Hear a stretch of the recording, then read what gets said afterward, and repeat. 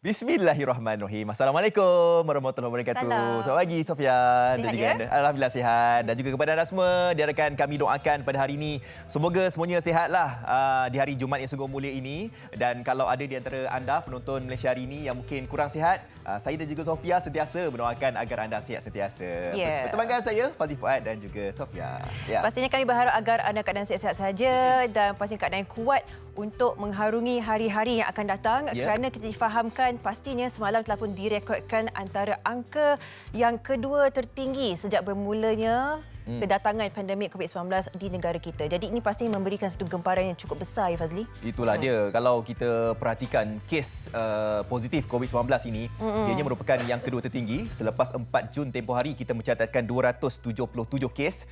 Semalam 260 kes. Dan kita mengharapkan setiap hari sebenarnya kita mendengarkan perkabaran berita daripada Ketua Pengarah Kesihatan Tan Sri Dr. Noisha Abdullah mengatakan bahawa semalam 260 kes. Ini antara status terkini semalam dan di mana pecah-pecahannya kita perhatikan bukan saja di Sabah, malahan di Kedah juga, di KL dan sebagainya. Terdapatnya tambahan 4 kluster baru, antara ini kluster Jalan Meru, kluster Johor di Sabah, kluster Selasih Putrajaya dan kluster Bah Keta Kedah. Jadi ini menunjukkan kita tidak boleh leka. Pastinya semalam juga ditipkan oleh Tan Sri Dr. Nur Hisham sendiri di Twitter, menjadi tular. How about all stay at home for a while again. Dia disebutkan Twitter di situ. Ini menunjukkan antara kita perlu betul-betul memberikan perhatian antara angka-angka kita paparkan di kaca TV anda ini. Ini pastinya sangat merisaukanlah kerana itu bukan yang ditipkan oleh Tan Sri Dr. Nur Hisham, bukan sekadar satu peringatan sahaja, tetapi ini satunya boleh membuat kita mengimbas semula adakah kita ingin menjadi mereka yang menyebabkan kita pulang semula ke hari pertama PKP. Kerana itu saat yang cukup sukar dan kita harap agar anda menjaga SOP anda, jaga tanggungjawab kita. Anda dan saya dan awak tidak ingin menjadi antara mereka yang menyebabkan kita mundur seperti hari pertama. Jadi anda semua kena bayangkan kita berbalik semula pada tempoh hari ketika PKP atau MCO ini, kita berada di rumah, bagaimanakah perasaannya? Kita terkurung di rumah, tidak boleh keluar untuk mencari nafkah, untuk mencari sebuah pendapatan dan bagaimana kan? Jadi kita tidak mahu perkara itu berlaku sedemikian rupa. Jadi kita kena lihat semula, kita kena pandang ke belakang semula, tatkala PKP itu berlaku, kita tidak boleh keluar, kita tidak boleh mencari sebuah pendapatan, dan juga dalam masa yang sama juga kita nak ingatkan kepada anda semua, kita kena perhatikan untuk kawalan kediri itu. Contohnya sekarang ini saya perhatikan untuk pelitup muka itu mereka terlampau cakna. Kadang-kadang mereka tertinggal pun mereka akan patah balik untuk mencari pelitup muka. Tapi saya rasa dari segi penjagaan sanitasi tangan itu, kadang mereka melupakan tentang perkara itu. Mereka kadang contohnya balik rumah kadang mereka ni dah terlupa nak basuh tangan, terus pegang anak dan terus pegang macam-macam benda kan. Jadi perkara itu harus diingatkan semulalah. Tanggungjawab ini adalah tanggungjawab kita semua, bukan sahaja untuk frontliners malahan untuk kalian semua yang duduk kat Malaysia ni. Ini pastinya dia berbalik kepada disiplin kita sendiri. Kita dah tahu kita dah ke sana, ke sini dan sebagainya. Apa kata kita menyeru diri sendiri untuk fikirkan berkenaan orang lain walaupun kita tidak mempunyai simptom. Mungkin kita rasa sihat tapi kita tak tahu kita mungkin ni pembawa. Jadi kita akan paparkan di kaca TV anda sekarang ini antara yang dikongsikan semalam oleh Tan Sri Dr. Nur Hisham. Pastinya satu perkara yang kita ingin anda lihat lagi sekali untuk mendalami apakah mesej yang ingin disampaikan. Nah, begitu. Bismillahirrahmanirrahim. Assalamualaikum warahmatullahi wabarakatuh dan salam sejahtera. Selamat petang kepada seluruh rakyat Malaysia. Berdiri bersama dengan saya adalah Datuk Dr. Rohaizat, Dr. Nohayati Rosli dan Dr. Hisham Shah. Kementerian Kesihatan Malaysia ingin memaklumkan bahawa terdapat 47 kes yang telah pulih daripada jangkitan COVID-19 pada hari ini. Jumlah kumulatif kes yang telah pulih penuhnya dari COVID-19 kini melebihi 5 angka, iaitu sebanyak 10,014 kes bersamaan dengan 87.2% daripada jumlah keseluruhan kes. Sehingga 1 Oktober 2020 jam 12 tengah hari, terdapat 260 kes baru yang telah dilaporkan. Ini menjadikan jumlah kes positif COVID-19 di Malaysia adalah 11,484 kes. Oleh itu, jumlah kes aktif dengan keboleh jangkitan COVID-19 telah meningkat kepada 1,334 kes. dan mereka telah diasingkan dan diberi rawatan di hospital. Ingin dimaklumkan daripada 260 kes baru yang dilaporkan hari ini, hanya 1 kes import telah dilaporkan dan telah mendapat jangkitan di luar negara yang melibatkan seorang bukan warga negara menggembara daripada negara United Kingdom, iaitu dilaporkan di wilayah persekutuan. Ya, itu antara kebimbangan bukan sahaja daripada KP Kesihatan sendiri, malahan kita semua rasa bimbang ya disebabkan kes penularan ini berlaku di Malaysia. Ianya merencatkan kembali ekonomi, bukan sahaja ekonomi negara, malahan ekonomi diri sendiri pun kita perlu tahu juga tentang perkara ini. Dan kami betul-betul risaulah kerana berbalik semula kita dah tak ada orang kata frontliners berhadapan yang menyuruh kita duduk di rumah dan sebagainya. Kami harap agar anda boleh imbas semula betapa sukar dan usaha kita berbulan-bulan sehingga ke hari ini. Janganlah kita rencatkan usaha itu hanya kerana kita memilih untuk mementingkan diri. Kalau kita disuruh kuarantin, kalau disuruh untuk jaga SOP, kita jaga. Kita perlukan anda, kita semua untuk sama-sama berjuang menentang COVID-19 ini. Kita akan mulakan dengan perkongsian di Berita Harian dulu. Okey, baik. Kita nak lihat apa yang menarik di Berita Harian pada hari ini. Ianya kita kembali semula ke Berita Harian sebab selepas ni di Metro pun kita nak paparkan COVID. Tapi kita nak lihat dulu di Berita Harian pada hari ini. Kita terus saja nak bacakan di muka surat 2 dan juga 4. Dan fokus utama yang kami bawakan pada hari ini berkaitan dengan hal ehwal Bumiputera di mana kita ingin memperkasakan kembali Bumiputera Hal ehwal Bumiputera di bawah JPM, agenda pembangunan penyertaan dalam sektor ekonomi terus diperkasa. Tan Sri Muhyiddin Yassin bersetuju meletakkan hal ehwal Bumiputera di bawah Jabatan Perdana Menteri bagi memperkasakan agenda pembangunan dan penyertaan Bumiputera dalam sektor ekonomi.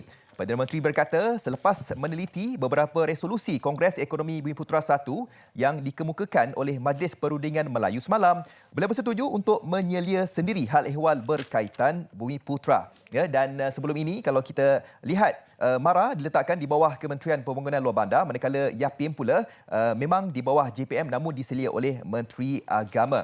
Okey, dan dalam berita harian pada hari ini ianya menjurus kepada sejarah Bumiputera ini yang mana kita ingin memperkasakan Bumiputera. Dan kalau kita lihat juga sejarah selepas 50 tahun dasar ekonomi baru ataupun DEB ini dilaksanakan, komitmen kerajaan masih lagi utuh untuk memperkasakan Bumiputera. Dan ini juga menarik untuk saya kongsikan. Ini satu statement yang saya rasa Bumiputera harus bangkit, harus ingat tentang perkara ini di mana yang pasti kita harus menerima hakikat bahawa Bumiputera adalah kaum yang paling miskin dengan insiden kemiskinan mutlak tertinggi iaitu 7.2% berbanding kaum Cina 1.4% dan India 4.8%.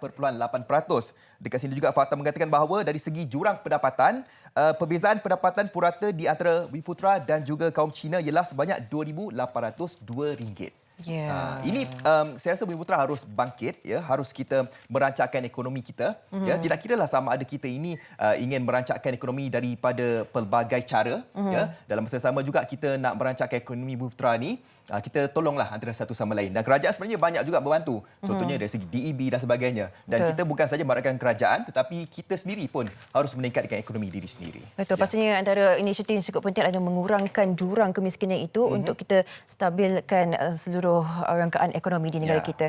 Saya akan berbalik semula dengan perkongsian berkenaan dengan perkembangan COVID-19 di negara kita yang sangat-sangat membimbangkan. Di harian Metro sahaja terpapar sebenarnya antara keseluruhan segala yang telah pun berlaku semalam sahaja berkenaan dengan penularan di negara kita. Dan di halaman kedua, ketiga, keempat dan juga kelima, pastinya kesemuanya berkenaan dengan COVID-19. Saya pilih di halaman kedua, guru positif COVID-19. Dikatakan di sini, Sekolah Kebangsaan Pematang Jangguh Penaga di sini diarah tutup selama 8 hari selepas terdapat seorang guru wanita disahkan positif COVID-19. Dan kita difahamkan dekat 600 pelajar telah pun menjalani saringan COVID-19. Ini pasti menggegarkan dan begitu memberi kerisauan yang cukup tinggi bagi para ibu bapa.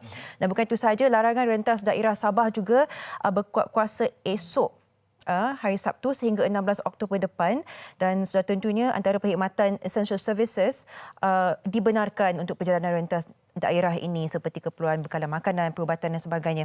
Namun begitu, di kawasan-kawasan yang telah pun diperintahkan PKPDB bersasar di 4 daerah, Tawau, Lahad Datu, Kunak dan Semporna.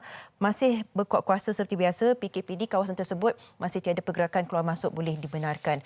Dan banyak sebenarnya kalau anda lihat di sini terpampang di kedua-dua halaman 2 dan 3 sehingga ke 5, dan kita sangat risau dan kami berharap agar anda melihat perkongsian ini bukan sekadar untuk menakutkan anda tetapi untuk anda mempertingkatkan orang kata perlindungan kita, diri kita yang tersayang. Kalau tak perlu keluar, jangan keluar. Kalau ada urusan sahaja, pastikan anda mengambil segala precaution, segala apa yang perlu anda lakukan. Hand sanitizer, mask, mesti ada dengan anda setiap masa. Halaman 2 sehingga 5, Harian Metro. Ya, itu saja yang kita ada sekarang ini. Kita mengharapkan sebenarnya ramai, bukan saja dekat Malaysia, malahan jutaan penduduk di dunia mengharapkan ada vaksin yang sesuai untuk kita guna pakai. Tetapi sekarang ini masih lagi dalam peringkat kajian, fasa kajian dan sebagainya. Dan apa yang ada sekarang ini, itulah dia. Macam pakai pelitup muka, kan? Jadi kaulah kediri itu harus kita amalkan. Baik, rentetan daripada COVID-19 juga, di utusan Malaysia juga memaparkan, kita tahu bahawa disebabkan dilema pandemik COVID-19 ini menyebabkan kemasukan untuk pelajar-pelajar baru ke IPTS ditangguhkan sehingga ke bulan 10, iaitu bulan ini. Dan atas sebab itu, utusan Malaysia memaparkan UUM tangguh kemasukan penuntut dari Sabah dan juga zon merah. Itu yang dipaparkan di utusan Malaysia, ya. Penuntut UUM dari Sabah dan zon merah di negeri lain diminta untuk menangguhkan perjalanan pulang ke kampus universiti itu di Sintok, ya. Dan penuntut universiti tersebut termasuklah pelajar baharu dijadualkan memulakan pengajian mereka hujung bulan ini. Timbalan NAB Chancellornya Profesor Madya Dr. Hendrik Lamsali berkata, langkah itu diambil berikutan peningkatan kes COVID-19 di beberapa buah negeri sejak kebelakangan ini. Ya, dan katanya keputusan berkenaan diambil selaras dengan pengumuman Kementerian Pengajian Tinggi baru-baru ini yang menyarankan semua institusi pengajian tinggi menangguhkan pendaftaran kemasukan secara bersemuka bagi penuntut dari zon merah, ya.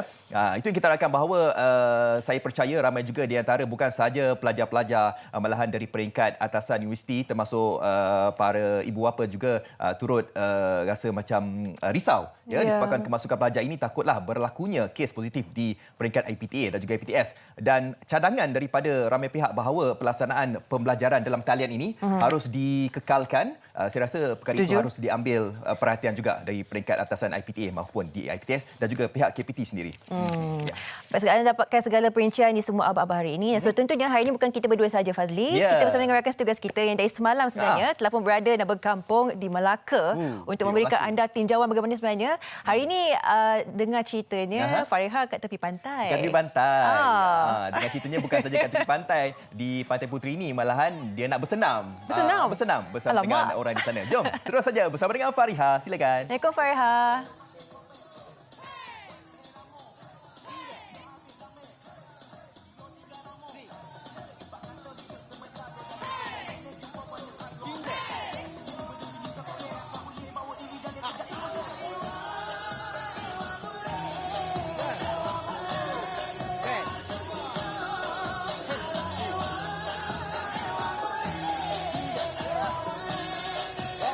Selamat pagi. Assalamualaikum.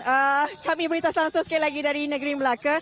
Tapi kali ini kami bawakan anda bersiar-siar melihat tempat rekreasi lah sebenarnya. Pantai Puteri Tangga Batu Melaka. Kalau semalam kita bawakan bagaimana mendekati warisan seni budaya negeri Melaka. Tapi kali ini kalau tak pernah datang ke Pantai Puteri, inilah dia. Nyaman, angin yang kuat. Melihat lagi keindahan pantai yang masih lagi terpelihara. Kalau di Melaka ini, kalau pantai kan boleh pergi ke pantai Pengkalan Balak, ke pantai Siring Melaka. Ini Pantai Puteri ini sebenarnya banyak aktiviti yang dilakukan. Hari ini kita berkesempatan bersama dengan penduduk kampung di sini. Inilah dia sebenarnya. Kalau setiap pagi mereka ini bersenam aerobik. Allahu Akbar. Penat sekejap. Jadi hari ini kita dapat bersama dengan mereka walaupun berdepan dengan pandemik COVID-19, tapi pagi-pagi lagi saya nak tunjuk Pagi tadi mereka telah pun sukat suhu badan, buat pendaftaran. Topeng juga diberikan di situ. Jadi ketika kita dah mula bersenam aerobik, jadi topeng dibukalah. Pantai Puteri ini sebenarnya telah dinamakan semula. Kalau dulu kita tahu pantai ini Pantai Rombang, Pantai Jaring, kita ada Pantai Kundur. Pantai Kundur cukup popular kan, tapi ketika di bawah Permintaan Agung yang ke-11, jadi nama ini telah ditukar kepada Pantai Puteri. Di bahagian pantai saja namanya Pantai Puteri, tapi di bahagian darat itu masih lagi dikekalkan namanya. Baik, kalau sesiapa saja yang mungkin tak tak ke sini lagi, saya rasa inilah tempatnya. Anda boleh bawa berkelah. Kalau sebelah kiri saya sana tu, sebenarnya ada lokasi yang ditetapkan untuk berkelah bersama dengan keluarga. Di sini, di pentas budaya Pantai Puteri ini, sebenarnya banyak aktiviti yang dilakukan, bersilat dan sebagainya.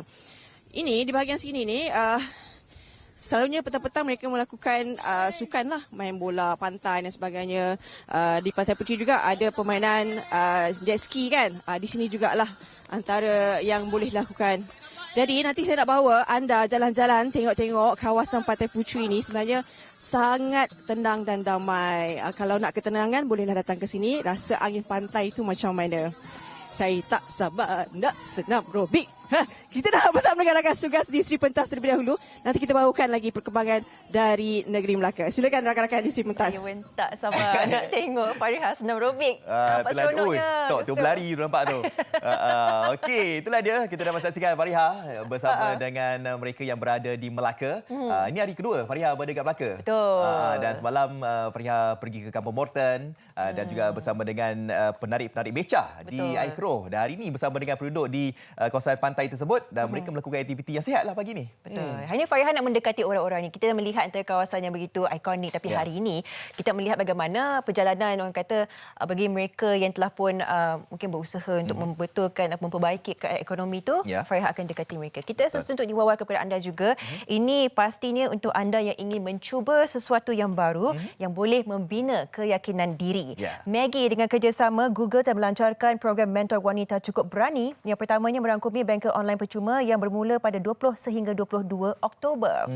Dan khususnya untuk wanita seluruh Malaysia supaya mereka ni dapat meningkatkan kemahiran mereka. Seterusnya, 3 peserta bengkel terpilih akan berpeluang untuk menerima bimbingan peribadi daripada 3 usahawan yang berjaya. Okay, jadi kepada anda semua yang ingin mengikuti program mentor ini, Wanita Cukup Berani, silalah untuk anda layari www.maggie.com.my/takkenaltakcinta untuk pendaftaran bengkel online serta maklumat lanjut mengenai program mentor Wanita Cukup Berani. Wanita cukup berani ya. Bukan saja lelaki, malah perempuan pun, wanita pun cukup berani juga. Mini love lah, Fat.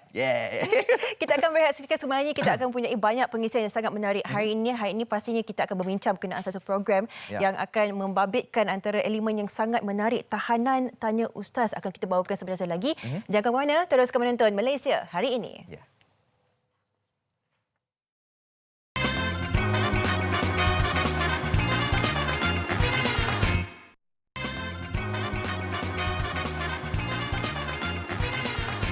Ya, kembali lagi pastinya di Malaysia Hari Ini. Hari ini hari Jumaat ya.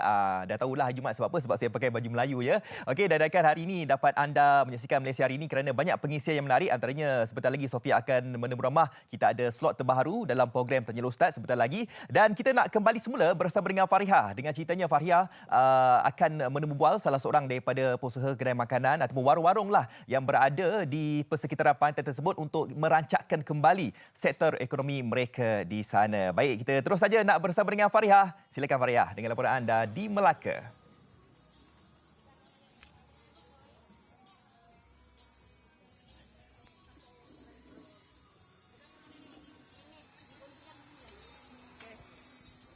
Baik, tadi dah bersenam aerobik. Kali ini di Pantai Puteri ni, kalau di tepi jalan ni selalunya peniaga-peniaga akan berniaga tau.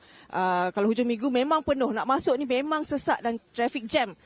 Di sini, kalau pagi-pagi, bangun pukul 7 tu selepas solat subuh kan dah tengok keindahan pantai, boleh datang ke kedai roti canai kayu kuning, Rokayah binti Ibrahim. Kat sini saya nak ajak anda, boleh masuk ke sini, abang-abang, kakak-kakak. Okey, ini yang menariknya kalau di gerai ataupun warung kampung, makanan sarapan paginya cukup mewah. Kita ada cekodok, cucur ikan bilis, kita ada roti jala, ada nasi lemak bungkus. Ni ada roti bom ni. Ada roti bom dekat dalam ni. Macam-macam kuih tradisional Melayu semua ada goreng-goreng. Dan kat sini pastinya yang istimewanya roti canai. Roti canainya, kalau kat Melaka kalau tak ada asam pedas, bukan Melaka lah. Roti canai makan dengan asam pedas. Ikan ni banyak ni, tak dikira itu memang percuma diberikan kepada pengunjung di gerai ini. Baik, jadi selalunya saya pernah makan kat sini, memang sedap. Rasa suasana bersarapan makanan kampung tu memang puas lah, puas hati. Ini antara kedai ataupun restoran yang menawarkan makan pagi di Pantai Puteri ini. Baik, saya nak bercerita sikitlah berkenaan dengan Pantai Puteri ini. Semalam kami petang semalam kami sampai di Pantai Puteri ini. Yang menariknya waktu petang memang kami dapat lihat suasana matahari terbenam tu, sunset. Kan suasana sunset kan macam romantik sikit kan. Memang ada di Pantai Puteri ni. Memang kalau ke depan ni memang akan nampak suasana sunsetnya sangat jelas kalau cuaca sangat baik. Jadi di Pantai Puteri ni selain daripada hujung minggu, kalau siapa berani masuk ke kawasan ini pada hujung minggu, silakan mencuba melihat bagaimana sesaknya keadaan di Pantai Puteri ini, kerana inilah juga selain daripada kalau dulu kan kampung nelayan di sini, tetapi peniaga kecil memang macam cendawan tumbuh selepas hujan. Di sepanjang ni memang akan ada betapa mereka mencari rezeki sebagai peniaga-peniaga kecil. Baik, di sebelah sini pasar basah, agak kecil, tetapi inilah dia suasana kampung yang kita bawakan. Assalamualaikum. Kita nak bertemu siapa dulu? Siapa nama pakcik ni? Ayub. Cik Ayub. Berapa tahun dah berniaga sini? Ada 3-4 tahun ada kot. 3-4 tahun. Ini satu-satunya kedai jual daging baik. Ini segar, daging segar dari mana ni? Saya daripada Durian Tunggal. Durian Tunggal. Oh, memang berniaga di sini. Okey. Baik, Cik Ayub, terima kasih. Pemalu orangnya, tapi manis. Baik, kita bergerak ke sebelah sana. Ini yang menjual sayur-sayur kampung. Siapa tak kenal ulam-ulaman, mari sini. Ini pegaga ada, ulam raja ada, ini daun kesum. Segar-segar ni. Kita ada kacang botol. Ini bayam Brazil. Assalamualaikum. Assalamualaikum. Siapa tukang ni? Ownernya siapa ni? Tuan tanah. Siapa tuan tanah? Tak sampai lagi. Baik. Siapa nama? Boleh kita berkenalan sikit? Siapa nama Kak? Liza. Kak Liza. Kak Liza, kalau dekat di Pantai Puteri ni memang ini antara tempat untuk nak cari barang-barang basah lah. Ya, kat sini. Dah berapa lama dah berniaga kat sini? Dah lama dah rasa dah. Akak baru kerja sini. Daripada akak kecil lah. Daripada akak kecil memang tempat ni tempat beli sayur, ikan semualah. Mereka kalau ikan segar naik? Sana ada. Harga, okey, saya nak tanya. Harga kat sini macam mana? Kalau cili padi tu, kalau saya beli RM1 dapat berapa banyak? Sini kalau RM1 50 gram.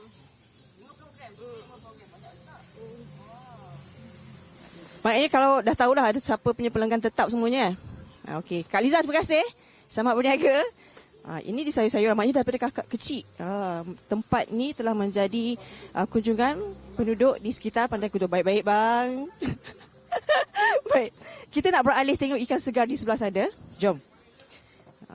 Ada juga produk-produk tempatan negeri Melaka. Ada inang-inang kat sini. Ada ikan masin, ikan bulu ayam. Siapa nak ikan bulu ayam? Sri Pentas nak ikan bulu ayam?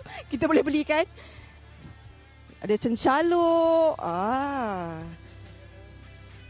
Ini kepelbagaian produk tempatan pastinya dari negeri Melaka sendiri. Di sini antara ikan yang boleh kita dapat dan dijual, sebenarnya kalau kita lihat kan di sebelah sana pun sebenarnya kalau saya datang dulu banyak juga ikan-ikan segar yang datang, yang naik terus naik dan dijual di situ. Ini antaranya lah. Ada udang. Assalamualaikum. Siapa tuan tanah ni? Okey, ini udang, ada ikan kembung kecil ni sikit. Baik, mungkin tak banyak lagi yang naik kerana saya fahamkan biasanya nelayan ni ikan segar akan naik pada waktu tengah hari. Jadi itulah kita nak cuba untuk bawakan melihat bagaimana sebenarnya nelayan yang membawa hasil mereka, tapi waktu pagi belum lagi dinaikkan. Tapi ini sedikit sebanyaklah kita dapat kongsikan di Pantai Puteri ini. Keunikan mungkin tempatnya tidaklah sebesar mana, tetapi lokasinya sangat menarik sebab masih lagi mempamerkan keindahan pantainya masih yang terpelihara. Sebab kita tahu dah tak banyak pantai yang kita dapat pergi untuk membawa anak-anak kan pesisir pantai itu. Jadi ini antara lokasi yang kami kunjungi. Moga-moga nanti kalau tempat ini dijaga, dipelihara dengan baik dan wujudnya banyak peluang-peluang pekerjaan untuk orang-orang kampung ini. Pembangunan akan dilakukan tetapi pada masa sama memelihara alam semula jadi juga, keindahan semula jadi pantai yang ada di sini. Saya percaya orang kampung di sini dan juga pemimpin yang ada di sini akan memberi yang terbaik untuk rakyat dan juga apa sahaja yang telah digunakan oleh Allah SWT. Baik. Selepas ini kita nak bawa anda pergi ke satu tempat yang menarik untuk menyaksikan sendiri tentang usahawan belacan di negeri Melaka. Baik, sebenarnya kita akan pergi sana. Kita beri peluang kepada rakan tugas dulu di Sri Pentas. Nanti kita bawa sama-samalah kita tengok persoalan belacan. Silakan.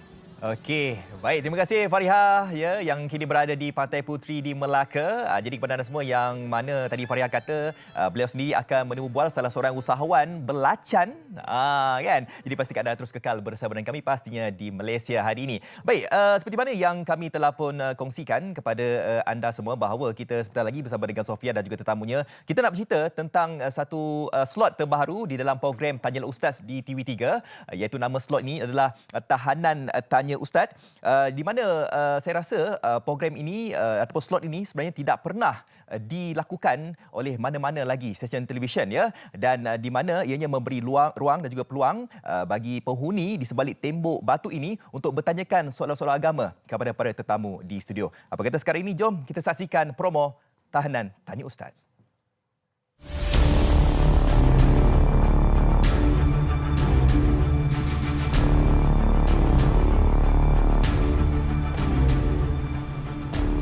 Mereka terpisah di sebalik tembok dan jeriji besi. Mereka insan yang diuji, mereka tabah melaluinya. Bantu mereka mencari ilmu dan cahaya ilahi. Ikuti Tahanan Tanya Ustaz menerusi Tanyalah Ustaz bermula Oktober ini akan datang di TV3 dan TV9. Itulah tadi Tahanan Tanya Ustaz. Menerusi program Tanyalah Ustaz pastinya menyantuni mereka yang selama ini kita mungkin pandang serong. Kita tidak mengenali bagaimana kehidupan mereka dan apakah cara mereka untuk mencari keampunan. Itulah akan menjadi antara intipati program ini yang kita ingin kenali dengan lebih lanjut lagi. Dan bersama kita hari ini pastinya mereka yang betul-betul memberikan komitmen yang cukup tinggi untuk menjayakan segmen yang sangat berilmiah ini. Bersama kita hari ini yang berbahagia Datuk Muhammad Sakri Haji Yollah, Pengarah Penjara Selangor dan Wilayah Persekutuan Kuala Lumpur. Assalamualaikum. Assalamualaikum. Dan juga bersama Haji Ahmad Nur Sulaiman, Penebik Eksekutif Tanyalah Ustaz. Sihat ya? Saya Alhamdulillah. Alhamdulillah. Baik, kita dah melihat promo tadi, kita memahami antara intipati ini adalah sesuatu yang bukan senang untuk dikecapi kerana kita faham ini antara kita bercakap berkenaan dengan stigma masyarakat dan sebagainya. Jadi mengapa program Tanyalah Ustaz memilih pendekatan ini? Apakah intipati dan juga orang kata objektif terjadinya slot yang sangat-sangat menarik ini? Ya, Assalamualaikum. Terima kasih Sofia bagi Datuk. Alhamdulillah seperti yang Sofia katakan tadi, bagaimana idea ini boleh lahir untuk kita menggarap sebuah program yang kita anggap sebagai pertama kali dalam sejarah penyiaran di Malaysia. Yeah. Sebenarnya salah satu daripada sebab-sebab ini adalah apabila kita sentiasa bertemu dengan pegawai-pegawai penjara, membuka ruang dan kesempatan kita untuk berlakunya percambahan idea. Jadi selepas daripada itu kita fikir, sebab kita orang TV, Sofia kan, jadi kita fikir ada baiknya tahanan-tahanan ini kita paparkan di TV dalam sebuah rancangan soal jawab agama. Maka kita garap rancangan Tanyalah Ustaz itu satu slot khas diberikan kepada mereka dalam satu slot yang kita namakan sebagai Tahanan Tanya Ustaz. Dan Sofia juga harus kita juga sama-sama faham bahawa dalam Tanyalah Ustaz ini sehari dia bersiaran 2 jam. 2 jam, dan kalau purata dalam setahun kita ada 720 jam untuk ke udara. Jadi dari segi masa, siaran Tanyalah Ustaz ini merupakan siaran yang mewah lah kita katakan. Jadi why not? Kenapa tidak kita berikan peluang kepada tahanan mereka yang berada dalam tembok penjara ini? Sebab mereka juga sebahagian daripada kita. Betul. Dia adalah sebahagian pada anggota masyarakat. Betul. Dan selepas tamat daripada proses pemulihan ini, mereka kembali semula kepada masyarakat. Dan kita betul-betul pastinya melihat setiap seorang individu tahanan itu mempunyai penceritaan mereka sendiri, pendekatan barangkali soalan-soalan yang ditanyakan juga akan memberikan ilmiah yang lebih besar lagi kepada masyarakat. Dalam pandangan yang berbahagia Datuk sendiri, selaku pengarah penjara Selangor dan juga wilayah Persekutuan Kuala Lumpur, melihat pendekatan rancangan Tanyalah Ustaz untuk mewujudkan slot ini, apakah pendapat melihat konsep ini diterjemahkan untuk memberikan mereka peluang yang selama ini telah pun berada dalam penjara sekian lama untuk bersuara dan mungkin bertanyakan soalan-soalan kepada mereka yang boleh membantu mengubah kehidupan mereka? Okey. Assalamualaikum warahmatullahi wabarakatuh. Terima kasih pihak TV3 dan juga MCI. Program Tahanan Tanyalah Ustaz ni adalah satu program baru yang sebenarnya yang Ustaz beritahu tadi adalah satu yang jurung kali kita adakan di Jabatan Penjara. Walaupun saya nak maklumkan dulu bahawa program pemulihan di Jabatan Penjara ni kita mempunyai plan yang tersendiri, iaitu plan pemenuh ihsan yang mana telah pun berjalan hampir 20 tahun yang telah diprogramkan di penjara. Dalam plan ini kita mempunyai modul yang beri pemulihan kepada fizikal, kepada kerohanian, latihan kemahiran dan juga penyesuaian di balik penghuni kepada masyarakat. Yeah. Dalam program kerohanian ni kita selalulah melihat bahawa program agama ini dilaksanakan secara umum, secara ceramah, secara kelas, kelas-kelas yang khusus. Program Tanyalah Ustaz melalui TV3 ni, saya rasa satu program yang baru yang diterjemahkan dalam bentuk program kami, iaitu dalam reform pemulihan. Yeah. Sebelum ni kita lihat rata-rata banduan akan berdepan dengan ustaz, berdepan dengan NGO secara berdepan, yang mana mereka lebih kepada kaedah yang agak biasa. Jadi dengan kaedah ini kita lihat suatu benda yang agak baru, dan saya berharaplah dengan program yang menarik ini banduan boleh meluahkan persoalan-persoalan agama yang mereka hadapi, yang mereka timbulkan di dalam diri mereka, supaya ustaz-ustaz yang berada di dalam program ini, yang saya dipahamkan ustaz-ustaz yang hebat-hebat, dapat membantu mereka dalam memulihkan, memahami agama, membimbing mereka untuk ke arah yang lebih baik dalam kehidupan mereka sendiri.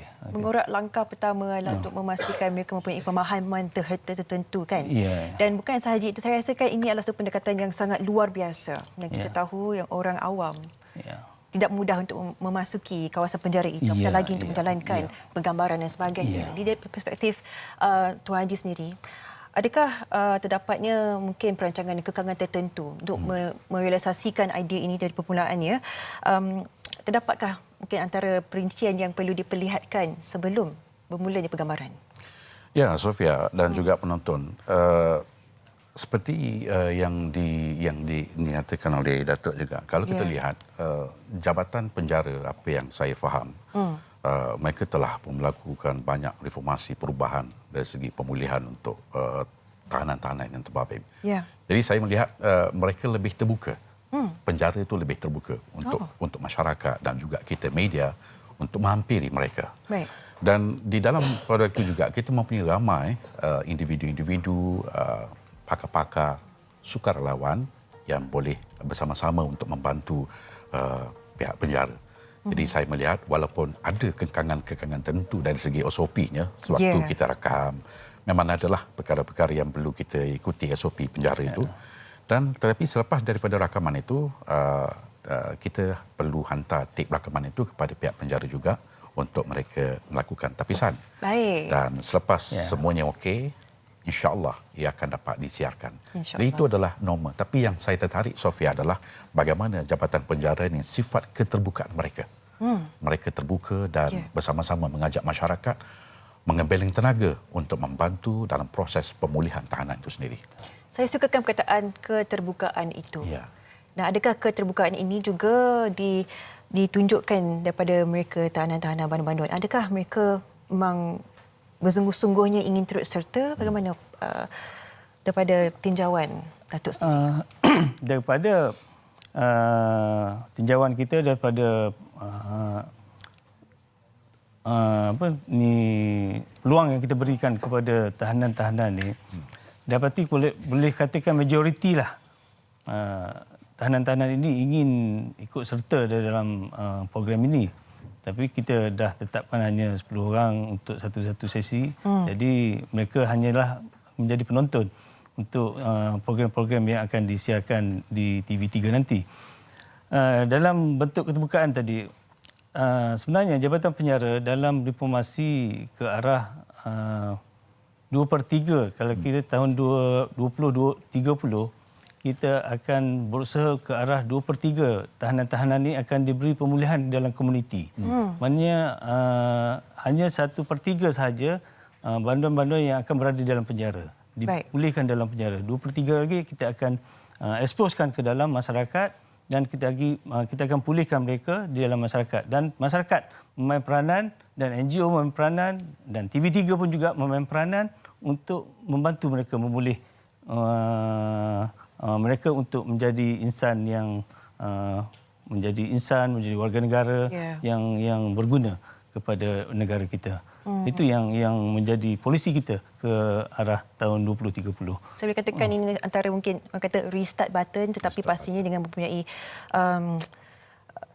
well prepared lah, betul-betul bersedia untuk mengharungi apa yang selepas kehidupan selepas penjara itu. Mesej terbesar yang nak disampaikan oleh tahanan tanya Ustaz ini, apakah yang mungkin menjadi orang kata objektif apabila tertimbulnya idea ini, dan sekarang ini telah pun akan disiarkan tidak lama lagi 4 Oktober ini? Apa sebenarnya mesej terbesar yang ingin disampaikan kepada mereka dan juga penonton rakyat Malaysia? Ya, saya suka soalan Sofia. Mesej terbesar yang ingin Tanyalah Ustaz sampaikan menerusi slot tahanan tanya Ustaz, tak lain tak bukan, adalah untuk memberi dan mengajak penonton memahami erti hidup seorang tahanan itu sendiri. Dan selepas daripada tahanan ini balik kepada masyarakat, mereka tak wajar disisihkan. Mereka jangan disalah anggap, dan berilah mereka peluang. Jadi melalui rancangan Tanyalah Ustaz, tahanan tanya Ustaz ini, kita mengharapkan agar masyarakat sedar dan faham bahawa tahanan ini adalah sebenarnya sebahagian daripada kita. Jadi jangan disisihkan mereka. Jadi sebab itu kita angkat sedikit kekuatan ini dalam rancangan Tanyalah Ustaz. Kita tampilkan mereka. Yang hari ini kalau kita lihat Tanyalah Ustaz, pemain-pemainnya yang selalu bertanyakan soalan adalah daripada individu-individu, pemanggil telefon, WhatsApp ataupun FB. Tetapi hari ini kita bagi mereka motivasi, peluang dan ruang untuk mereka bertanyakan soalan. Jadi tak ada pemisahan di luar. InsyaAllah. Cukup murni dan cukup kita berkuasa sekali. Memang memberikan impak yang sangat besar, saya boleh kira. Dan saya memang sejujurnya tak sabar nak menonton segmen ini. Dan akhir sekali bagi yang berbahagia Datuk pula. Bagaimana Datuk melihat ini, inisiatif ini, wujudnya segmen rancangan ini untuk menyantuni mereka yang telah pun berada di dalam penjara sekian lama. Secara ringkasnya, apa yang Datuk inginkan daripada usaha ini? Usaha murni kita ni, saya harap banduan-banduan ataupun orang tahanan di dalam penjara ni boleh mengambil peluang untuk bertanya-bertanya soalan, bertanya-bertanya yang perkara-perkara yang mereka muskilkan sebelum ini.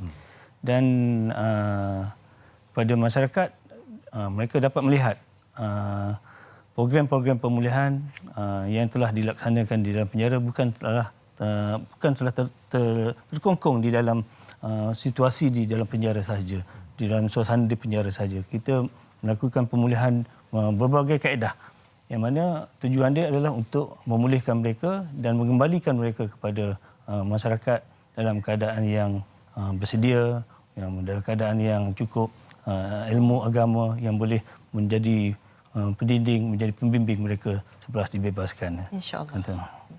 Baik, dengan ini kita ucapkan terima kasih kepada Yang Berbahagia Datuk Muhammad Zakri Haji Dollah, Pengarah Penjara Selangor dan Wilayah Persekutuan Kuala Lumpur, dan juga Haji Ahmad Nur Sulaiman, Penerbit Eksekutif Tanjung Ustaz kerana sudi meluangkan masa. Terima kasih Sofia. Terima kasih Sofia. Dan kita pun tidak sabar sebenarnya bagi anda yang di rumah, kalau anda ingin saksikan juga, ia akan bermula 4 Oktober 2020 dengan topik Jalan ke Syurga. Dan pastinya ahli panel Ustaz Roslan Muhammad dan akan dikendalikan oleh Dai Anas. Kita ingin anda untuk membuka minda anda untuk melihat dan meninjau bagaimana kita boleh menyantuni mereka yang mungkin mempunyai sejarah silam yang gelap tetapi tidak bermakna itu adalah pengakhiran kehidupan mereka. Betul. Kita akan berehat seketika, sekembalinya banyak lagi pengisian segalanya di Malaysia hari ini.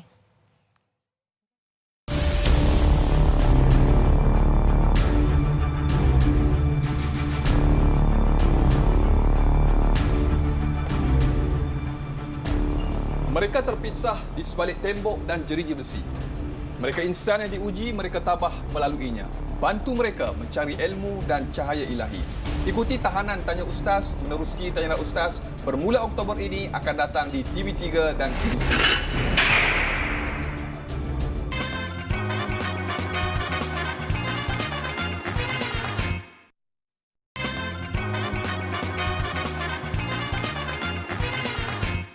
Ya, masih lagi bersama dengan saya Fazli dan juga Sofia dan juga Farihan Nun jauh di Melaka. Pastinya di Malaysia hari ini tidak kira sama ada anda menyaksikan kami di kaca televisyen ataupun anda yang sedang menyaksikan kami pastinya di Facebook MHI TV3. Terima kasih diucapkan kepada anda semua. Baik, saya akan bagi tahu ya, ini bagi anda semua yang mana menggemari penggemar bola sepak. Kalau anda yang mana ingin melihat koleksi-koleksi peribadi Duli Yang Maha Mulia Sultan Selangor, Sultan Syarafuddin Shah, ya, anda boleh pergi ke Muzium Galeri Bola Sepak Selangor yang terletak di perkarangan Istana Alam Shah di Kelang. Banyak sebenarnya perkara ataupun banyak barang-barangan yang diletakkan di sana, antaranya koleksi jersey peribadi yang dipakai oleh Allahyarham Mohtadari ketika menjulang Piala Malaysia pada tahun 1986. Jadi apa kata, jom kita saksikan bingkisan yang disediakan oleh Hanif Miswan. Jom kita saksikan.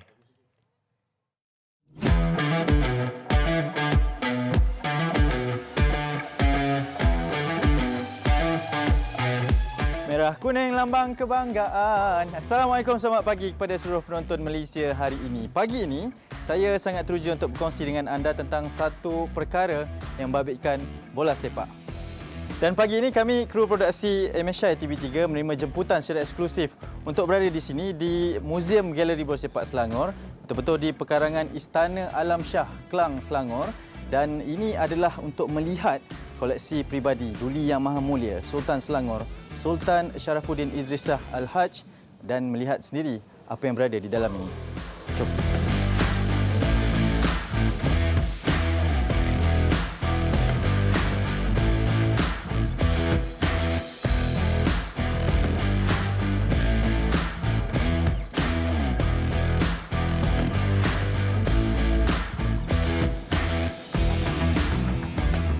Baik, saya sebenarnya sangat teruja kerana di dalam Muzium Galeri ini banyak sekali koleksi peribadi, dan untuk itu saya sangat berbesar hati kerana bersama dengan saya adalah Yang Berbahagia Tuan Saudin Muhammad Noor, Datuk Pengelola Bijaya Diraja kepada Duli Yang Maha Mulia Sultan Selangor sendiri. Mungkin secara ringkasnya pengenalan kepada Muzium Galeri Bola Sepak Selangor ni, Datuk. Terima kasih Hanif. Sebenarnya muzium ini adalah idea Duli Yang Maha Mulia Sultan Selangor. Pada tahun mula dibina pada tahun 2012. Itu sebelum tu bangunan ini merupakan tempat istirahat Duli Yang Maha Mulia semasa diketuteraan. Jadi pada tahun 2012 Tuan Tu telah mengambil inisiatif membuat mengumpul semua bahan-bahan sejarah bola sepak di Selangor. Ya, dan memang mengenali Duli Yang Maha Mulia Sultan, Tuanku, memang bola sepak adalah menjadi kegilaan? Ya, betul. Tuanku telah mengambil segala inisiatif daripada mengumpul bahan-bahan dan juga piala, jersey, bahan-bahan bacaan dan ditempatkan di galeri ini untuk tetapan rakyat. Antara jersey ataupun barang koleksi yang diminati oleh tuanku ialah jersey yang dipakai oleh Supermok ataupun Mohtadari. Di mana Mohtadari merupakan legend telah memenangi 10 kali Piala Malaysia. Jadi suatu pencapaian yang sangat baiklah. Yang mana amat digemari ataupun diminati oleh tuanku. Dan menariknya memang terus diberikan kepada tuanku lah. Diberikan oleh Putadari kepada Duli Yang Maha Mulia Sultan.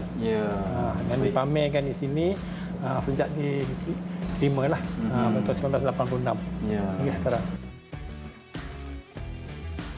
Ini dia kasut emas yang diberikan oleh Khalid Jamlus kepada Duli Yang Maha Mulia Sultan Selangor baru-baru ini. Dan ini memang menjadi perhatian ramai lah kan Datuk ya. Jadi bila Tuanku Sultan mendapat kasut emas ini, bagaimana reaksinya secara peribadi lah? Tuanku amat gembira. Memang berasatlah untuk dipamerkan untuk tatapan para pelawat nanti. Betul. Dan kalau penonton di Malaysia ini lihat pun, memang ada profil Khalid Jamlus ini yang dimenangi pada tahun 2002 kasut emas ini, dan pada ketika itu menjadikan 17 gol. Dan menariknya pada ketika itu Selangor dan Perak merupakan musuh yang utama lah dalam arena bola sepak, Datuk kan? Ya, betul. Ini adalah baju-baju dan juga jersey yang dipakai oleh Duli Yang Maha Mulia Sultan. Antaranya jersey blazer ini. Blazer ini juga pernah sekarang ini dipakai oleh Duli Yang Terhormat Mulia Raja Muda. Ada tak perancangan untuk kembali membuka galeri muzium bola sepak Selangor ini? Ya, kita memang buka muzium ni. Ada rakyat lah, jika ada permohonan pada saya, kita akan pertimbangkan dan kita aturkanlah tautan. Dalam kita memperingati sejarah berkaitan dengan kesultanan, jangan kita lupakan juga berkaitan sejarah yang diminati oleh rakyat ini, terutamanya rakyat Selangor di sini, dan semoga bermanfaat kepada anda semua. Assalamualaikum.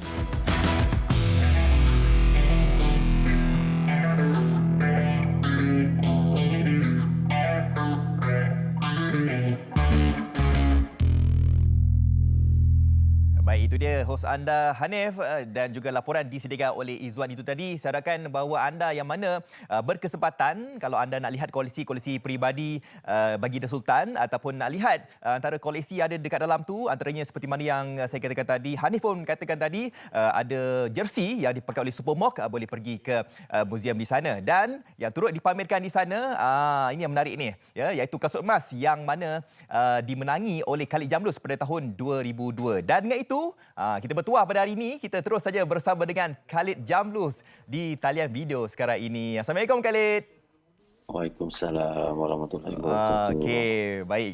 Okey Khalid, tadi dah dapat saksikan koleksi kasut emas tu dipamerkan di dalam muzium bola sepak di negeri Selangor. Jadi untuk waktu ini bagaimanakah perasaan Khalid? Sebab kita tahu bahawa pada permulaannya Khalid membida kasut emas tersebut, ada yang datang dari Sabah dan sebagainya. Tetapi akhir sekali titik nokta ditemui apabila yang membelinya, ya, adalah Duli Yang Maha Mulia Sultan Selangor. Bagaimana perasaan yang mungkin digambarkan Khalid ketika ini? Okey, first of all saya nak mengucapkan ribuan terima kasih kepada Duli Yang Maha Mulia tuanku, sebabnya sudi menerima sesuatu orang kata kasut emas tu untuk diletakkan di dalam muzium beliau kan. Di situ satu penghargaan yang cukup tinggi kepada saya. Saya mengucapkan ribuan terima kasih kepada tuanku. Okey, baik. Apa perancangan Khalid selepas ini? Ya, kita tahu bahawa sebelum ini mungkin Khalid rasa terkesan sebabkan PKP, ya, sampai menjual barangan yang mempunyai sentimental value, kan? Dan perancangan selepas ini bagaimana Khalid? Dari segi perjalanan ekonomi Khalid sendiri, bagaimana?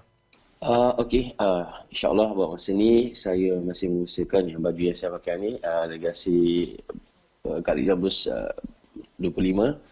So dalam masa yang sama saya mengusahakan kambing perap Kazat, dan juga insyaAllah ada rezeki, mungkin macam-macam lagi idea yang nak saya, mungkin adalah perancangan yang seterusnya insyaAllah kalau diizinkan Tuhan, insyaAllah. Dan kita nak tahu juga kerjaya bola sepak Khalid, kan? Kalau terakhir kita tengok langkahnya pada tahun 2011, jadi dah hampir 9 tahun dah tidak beraksi di Padang. Tapi mungkin dari segi skop kejurulatihan tu bagaimana? Adakah meneruskan lagi kejurulatihan dalam bidang bola sepak ni atau bagaimana? Okey, buat masa ni saya cuma tunggu panggilan daripada FAM di mana saya perlu menghadiri kursus kejurulatihan lesen A Sebelum tu memang kena pergi ada ujian. Saya tunggu yang itulah. InsyaAllah kalau tak silap saya dalam bulan 12. Kalau saya lulus, mungkin saya akan pergi untuk buat menjalani kursus kejurulatihan lesen A. Itu perancangan saya yang pertama. Ya, insyaAllah semoga dipermudahkan. Khalid, sikitlah saya nak sentuh berkenaan dengan kancah Liga Malaysia pada musim hadapan, di mana FAM menerusi Setiausaha Agungnya, Stuart Ramalingam mengatakan bahawa andai pasukan mana yang akan bersaing di kancah Liga M musim hadapan harus berada ataupun bertukar status daripada Persatuan Negeri FA kepada FC, ya, Persatuan Kelab ataupun Kelab Bola Sepak. Bagaimana Khalid melihat situasi ini? Okey, maksudnya diswastakan. Okey, sebenarnya banyak kebaikan kalau diswastakan dan terpulang kepada setiap negeri itu apabila diswastakan adakah mereka yang membeli atau menjadi pelajar ke dalam negeri itu ataupun sesuatu pasukan itu.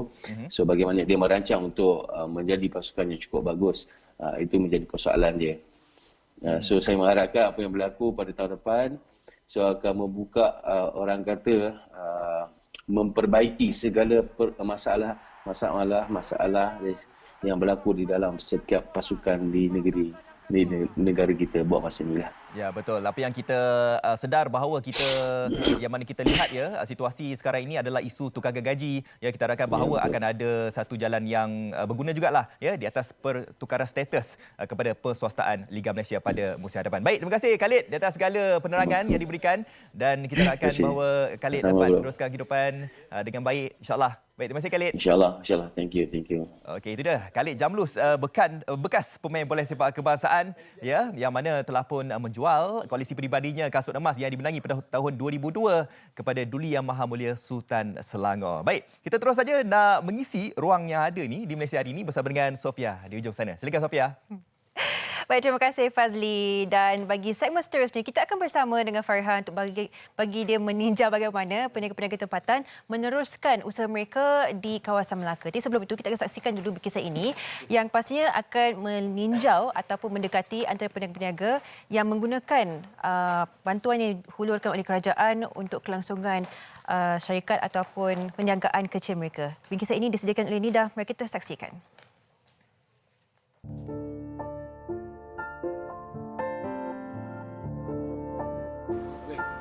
Perintitan daripada pandemik COVID-19, kita sudah maklum bahawa ramai sebenarnya individu yang terkesan. Hilang sumber mata pencarian, hilang pekerjaan. Jadi bila kami berada di negeri Melaka ini, kami sempat melihat di tepi-tepi jalan gerai-gerai kecil yang menjual produk tempatan ini. Maknanya mereka adalah usahawan industri kecil dan sederhana.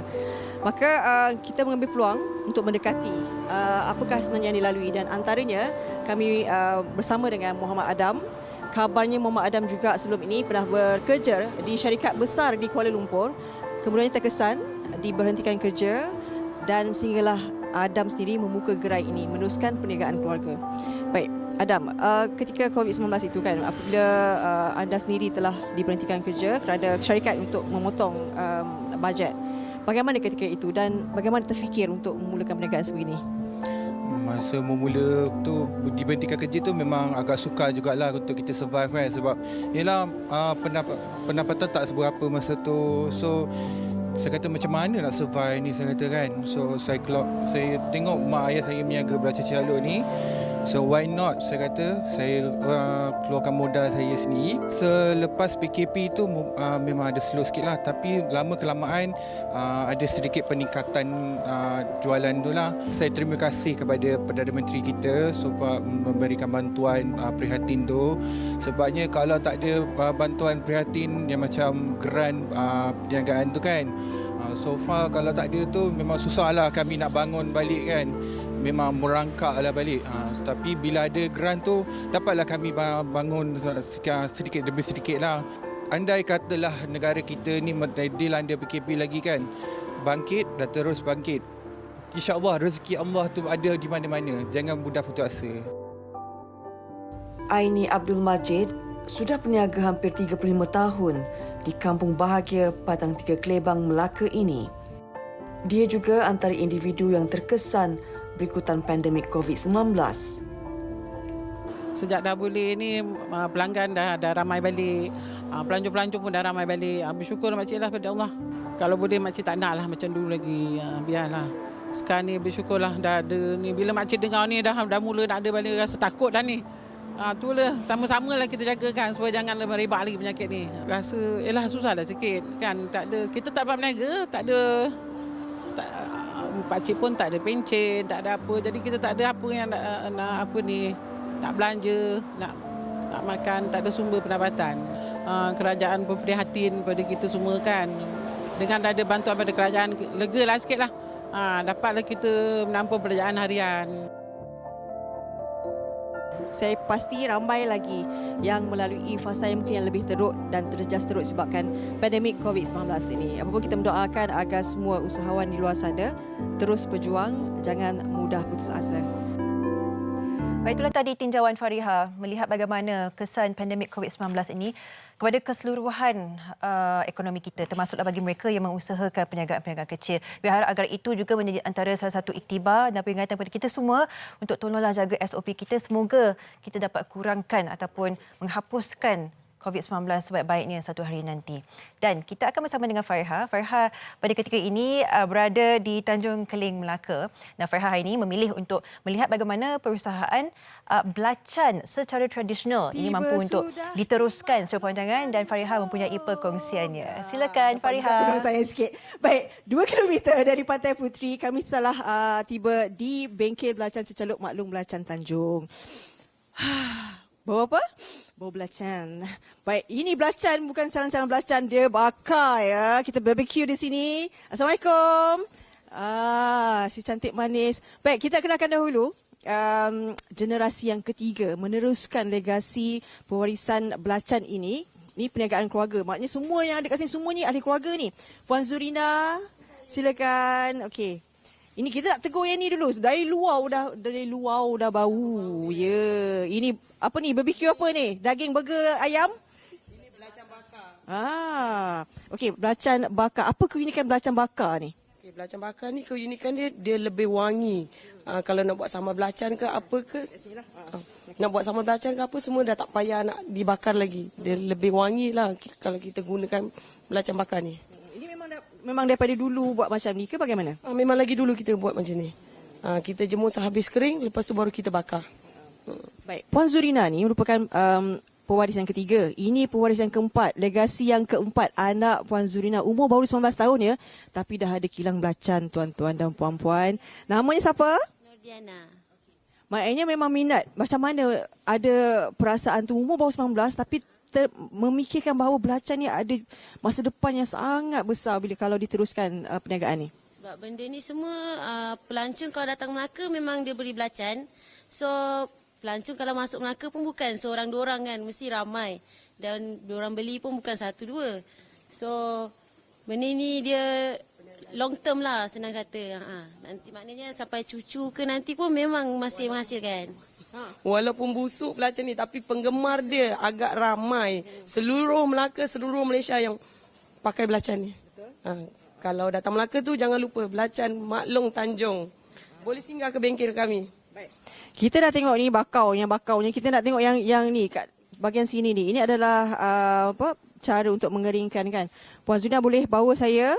Okey, saya tengok macam banyak bentuk, banyak jenis. Ada yang ni kan kalau baling ni lebam ke? Dia geragau yang sama, cuma kita buat acuan berbeza. Yang ni adalah 500 gram kepal. Kalau asli dulu kita gunakan kepal tangan. Yang ni adalah kepal tangan 500 gram. Yang ni kita buat serbuk. Ni untuk buat masak sayur kan? Semua lebih senang. Tak payah nak tumbuk, tak payah nak apa. Tabur saja. Ini kalau 500 gram apa harganya ni? Yang ini pasaran RM5. Okey, yang sebelah sini ni? Yang ini kita gunakan untuk bakar. Ini yang bakar Ini semua bakar? Yang ni tak. Yang ini kita buat mentah. Okey.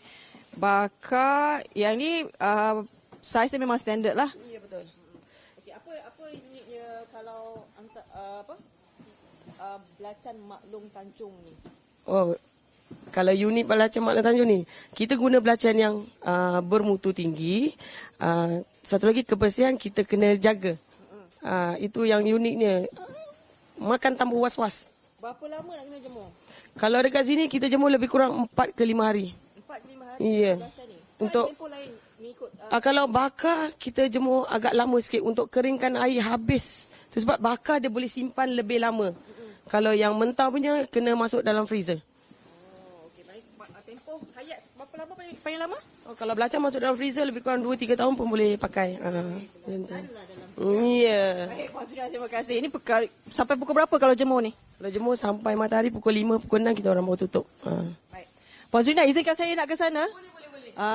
Kekasih hati Puan Zurina tunggu di sana. Baik. Baik. Sebelum tu kita ini dah tempat pengeringan. Ini ya, saya tunjukkan. Ini cara tradisional. Yang dulu kala kita bersama dengan Cik Azmi, suami kepada Puan Zurina. Cik Azmi terangkan ini tempat ni dah berapa lama usianya ni? Okey, tempat ni sungai kita dah gunakan hampir 60 lebih tahun daripada moyang kami ya. So kami masih kekalkan lagi, kami simpan secara baik sekarang supaya generasi yang baru dapat melihat bagaimana cara pembuatan belacan secara tradisional. Yang kita namakan ni adalah belacan tumbuk. Okey. Okey, tapi secara keseluruhannya kita lihat bila masuk saja kat sini, kita tahu bahawa kaedah yang Cik Azmi dan Puan Zurina lakukan ini masih lagi tradisional sebab ada yang kilang-kilang tu dah moden kan. Mengapa masih meneruskan kaedah tradisional ini? Bagi kami kami lebih selesa dengan cara tradisional. Kami di sini tak gunakan bahan pengawet atau bahan pewarna untuk menahankan belacan seperti kilang-kilang. Kami masih kekalkan supaya generasi baru masih tertanya-tanya kenapa, bagaimana nak buat cara membuat belacan. So kami kat sini kami kekalkan supaya generasi baru dapat lihat sendiri cara pembuatan yang lebih tradisional. Dah puas menumbuk, ini berapa lama kalau orang dulu-dulu ya? Lengur dek? Tak ada. Depan bos tak ada, jangan. Okey, di sebelah sini adalah section untuk pembentukan belacan. Kalau tengok ni macam daging burger ni ya. Okey. Ya, pekerja ni juga saudara kan? Okey. Kalau saya lihat saiznya semua berbeza-beza. Selain daripada belacan geragau ni, ada belacan lain tak itu dilakukan? Ada juga. Atas permintaan daripada pelanggan, kami ada buat belacan Penang. Kita panggil belacan Penang yang belacan tu dicampur dengan ikan bilis. So itu atas permintaan. Tapi special di belacan Mak Long Tanjung ni kami hanya gunakan geragau saja untuk buat belacan. Kami tak gunakan belacan Penang ke atau belacan campur ikan ke untuk dijual. Atas hal untuk permintaan pelanggan saja kami buat. Saya nak tanyalah juga ni, nama makcik siapa cik? Putri, wow. Makcik Senar. Makcik Senar. Makcik Senar berapa tahun dah buat belacan ni kat sini? Kat 5 tahun. Jadi kalau makcik yang belacan sedap ni, makcik lah yang bentuk kan ni, yang cantik comel ni semua ni. Okey, saya nak tanya, kalau misalnya apa yang paling mencabar kalau nak buat belacan ni? Apa yang kena dijaga kan? Kena jaga, tak mau kena air hujan semua. Kebersihan kita menjaga. Okey, memang bahan apa? Udang geragau yang macam mana akan dipilih untuk buat maklong belacan ni? Okey, kami menggunakan geragau yang khas. Kami tak gunakan geragau yang berkepala besar. Geragau ni ada 34 jenis geragau dan kami pilih antara 34 tu hanya 18 jenis saja yang kami pilih untuk buat belacan. So, belacan yang geragau yang kami pilih tu khas untuk buat belacan saja. Dia ada grade-grade juga ya? Dia ada grade-grade dan kami gunakan ni grade antara yang terbaik A, B atau C ya. Kalau tak ada barang pun kami gunakan C. Dia ada yang D dan E. Itu yang campur dengan ikan tu semua. Baik, selain pembuatan ni maknanya Cik Azmi turut memberi peluang kepada masyarakat luar juga memberi rezeki juga kepada usahawan kecil sederhana kan untuk jadi ejen belacan ni. Ya saya. Okey, kami di Mak Long Tanjung kami mengalu-alukan ejen-ejen ataupun siapa yang berminat untuk menjaga belacan datang jumpa kami dan kami akan rekrut, kami akan ajar cara macam mana nak menjaga, macam mana nak menghasilkan barang-barang yang boleh dijual di pasaran. InsyaAllah. Menyokong produk tempatan. Terima kasih Cik Azmi, terima kasih Puan Zurina. Jauh mana Puan Zurina hilangnya? Sana hujung tu buat belacan. Baik. Terima kasih juga kepada ahli keluarga yang lain turut memberi peluang kepada kami melihat secara dekatlah sebenarnya pembuatan belacan ini. Selalunya kita makan je tahu kan, beli yang tergantung-gantung je. Baik, Nampaknya hanya sampai setakat ini. Sebelum tu saya nak berpantun dahulu sebab pemuka dah pantun kan. Malam tadi tak tidur malam bang, saya pantun. Baik, tanam lenggun tumbuh kelapa, terbit bunga pucuk mati. Tamat sudah MHI di Melaka, bilalah dapat bertemu lagi. Belum tamat lagi. Puteri bersiram tepi perigi mencedok air berhati-hati. Izinkan hamba berlalu pergi, jangan ada dendam di hati. Saya tahu ramai menunggu saya untuk berundang sayang. Semalam ramai tak puas hati. Baik, saya nyanyi sikit lah. Dondang sayang Tanjung Penyengat. Tang tang tang tang tang tang tang. Baiklah. Sekian dulu daripada kami, kru produksi Kelejahwati Mak Kasim, Penerbit Eksekutif Nur Hidayah, Hanafi wartawan, kameraman saya panggil dia Baron tapi dia nama dia Fendi, juga juruteknik saya Aidil, dan juga pengangkutan driver saya iaitu Saifuddin. Sekian dulu. Terima kasih orang Melaka kerana bagi kerjasama yang sangat baik bersama kami di sini ya. Jumpa lagi nanti insya-Allah. Silakan Sri Pentas. Teng teng teng teng. Ha, siapa? Dondang sayang.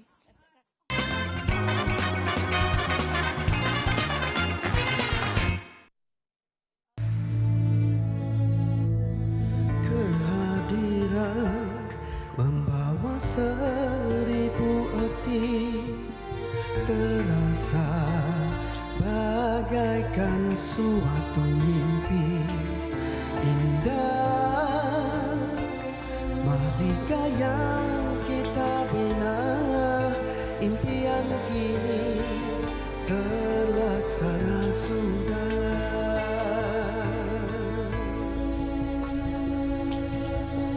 Tiada ku terlintas akan terjadi, kita kan terpisah jua akhirnya.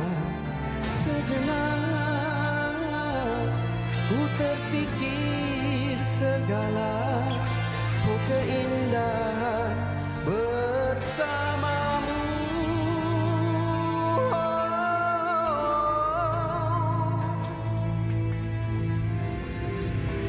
Kembalilah kasih kepada diriku, hidupku sepi tanpa kehadiranmu.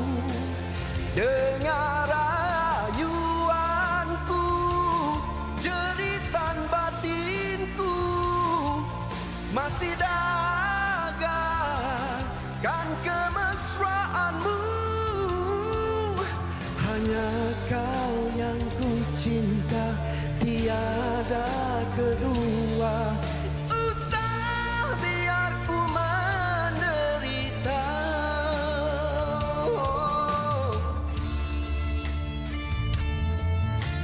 Hanya kau yang ku cinta, tiada kedua.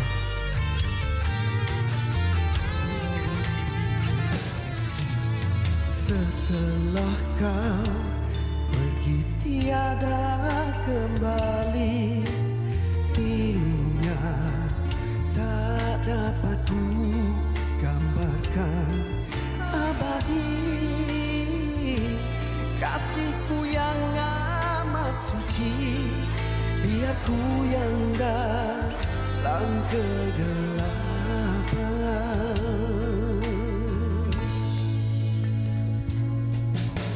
Dengarlah dendangan laguku untukmu, suara hati lambang suci murni. Perasaanku di lambung rindu, setelah lama di kau pergi.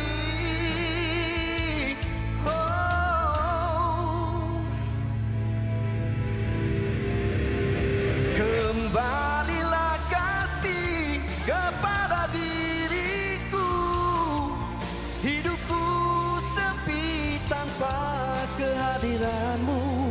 Oh, dengar rayuanku, jeritan batinku, masih dagangkan kemesraanmu. Hanya kau yang ku cinta, tiada kedua. Usah biar ku menderita.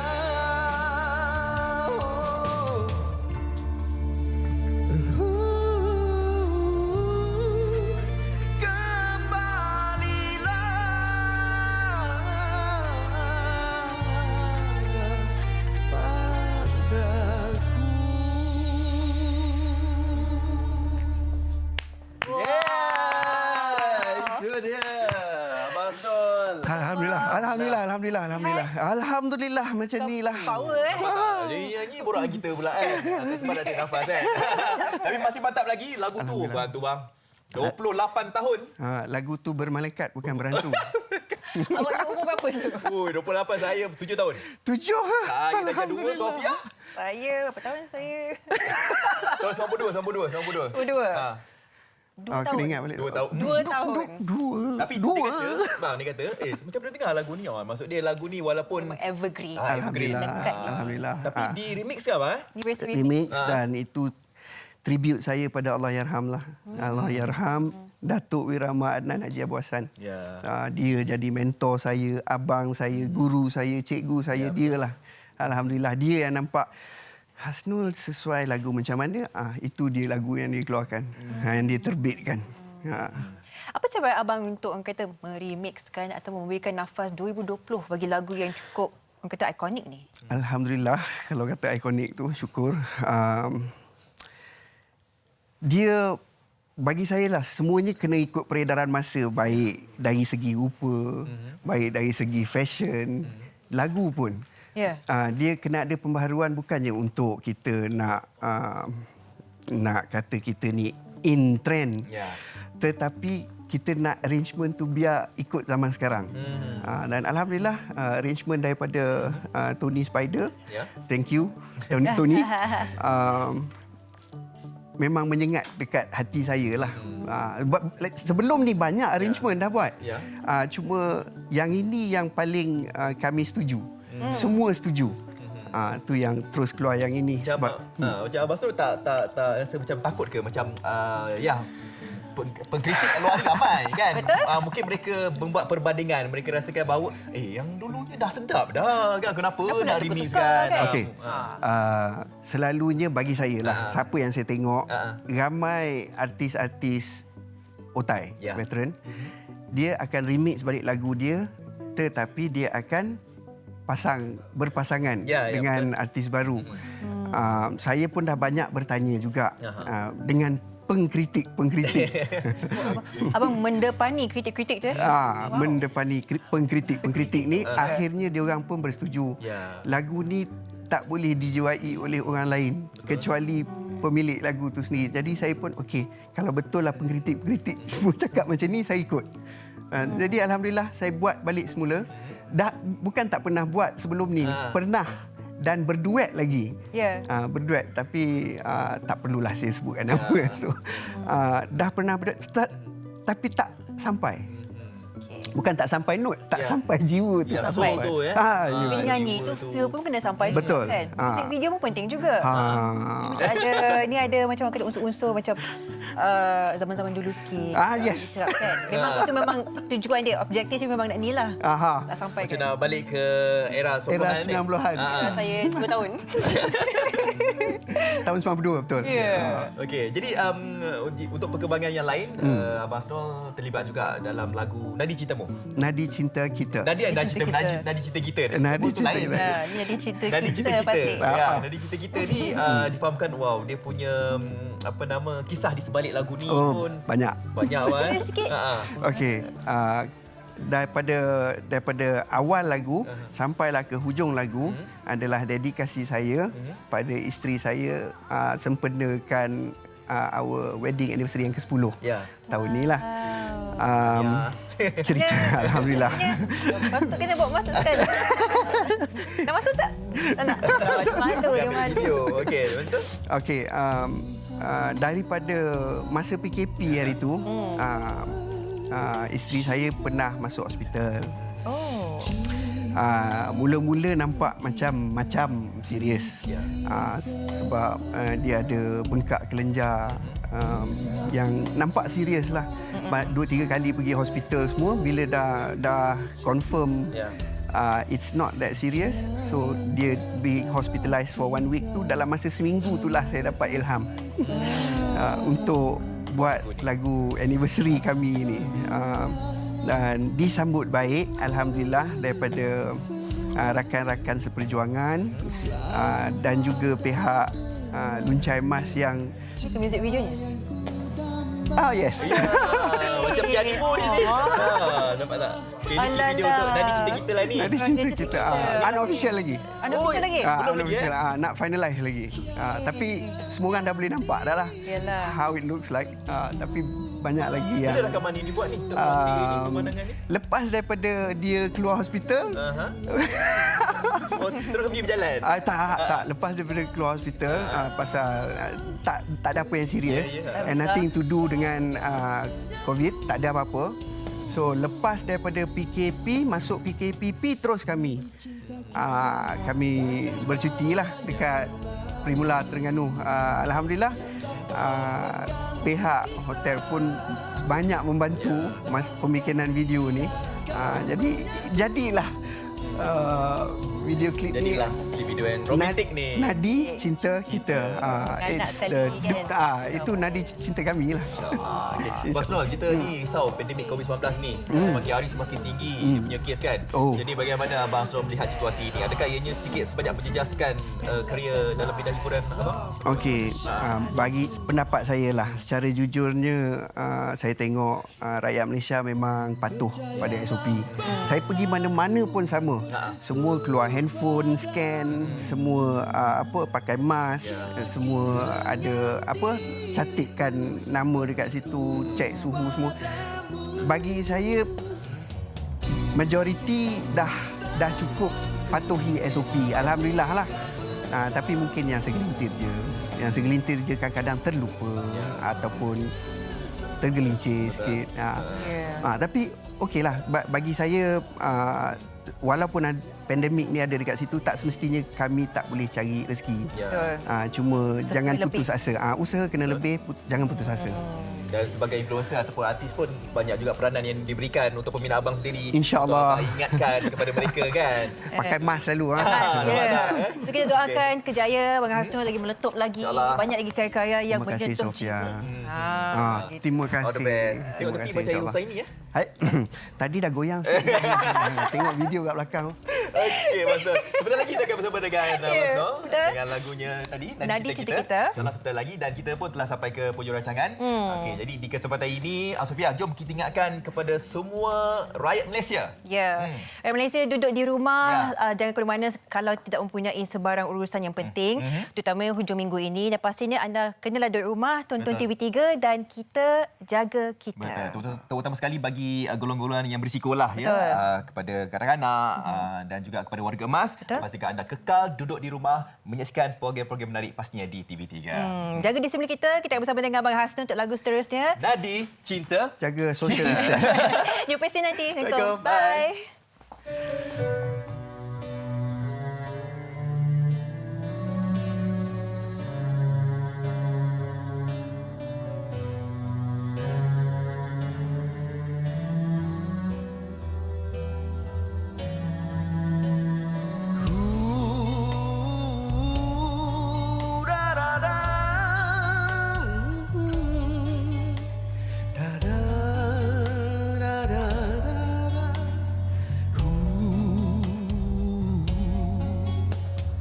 Lihat di matamu terbayang syurga,